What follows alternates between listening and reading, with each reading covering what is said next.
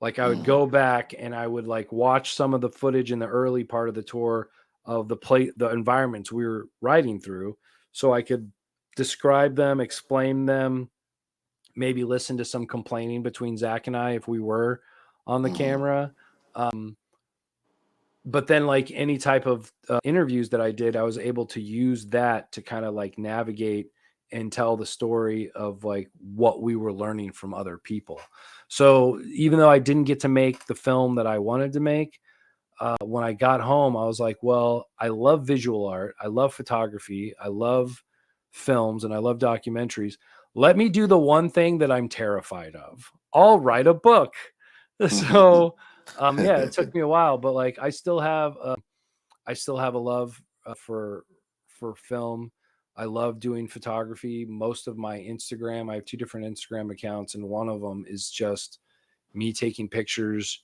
Um, whenever I see something interesting, like the way that I navigate the world, I see in in frames. I see the world that I live in frames. So like when I'm driving down the street, I'll just like quickly in my mind's eye, like I take like a snapshot, just boom, like Mm-hmm. of the environment, like the road and the vanishing point, and how like the telephone poles are all lined up. Like when I'm at work and I'm dealing with a patron and somebody's over their shoulder and looking at me or looking away, like if I could take a picture in any situation that I'm in at any given time, even at work where people wouldn't like freak out, I would do it. I would do Mm-hmm. it all the time. Like I'm constantly taking pictures in my head of my environment and looking at how light, how light is cast and how it spreads along like a floor, a ceiling, an object.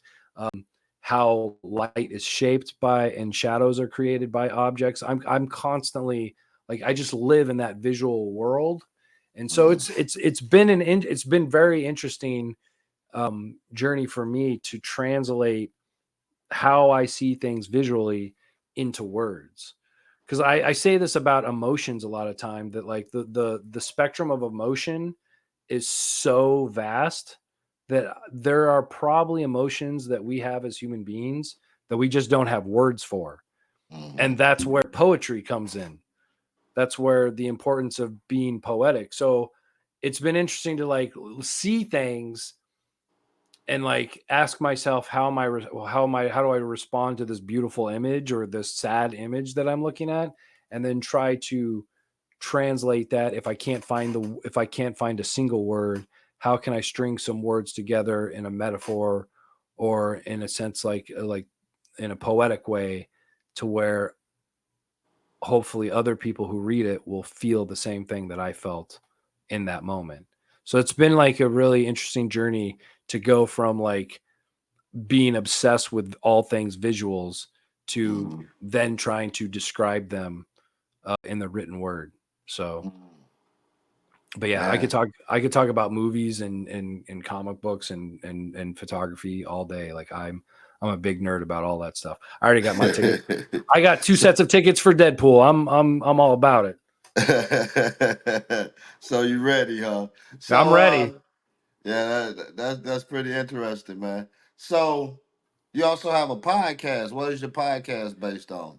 I have two podcasts. One I haven't recorded because it's a conversational interview like the way that yours is set up, and it's for mental health. It's that one's called Inner Monologue. I haven't recorded a new one in a while because I've been focusing. I had to finish the book. My mom Mm-hmm. passed away. I had to I'm finish sorry to the hear that. Yeah, she died of cancer last year. My mom passed away. I kind of take care of my dad. I had to finish the book, and I want to promote the book. I've been talking to people for 7 years and giving them a platform to share their story. So now I feel like it's my turn to provide some of that for me. So I'm always open for a guest that is willing and somebody that I trust. One thing with the pandemic that being in a space, the mental health space, you get a lot of interesting folks that believe interesting things.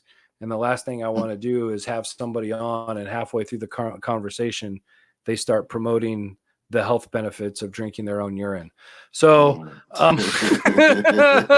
I don't want to give somebody like that a platform, and you'd I be don't need you'd be surprised at some of the kooky things people come up with in the wellness space, man.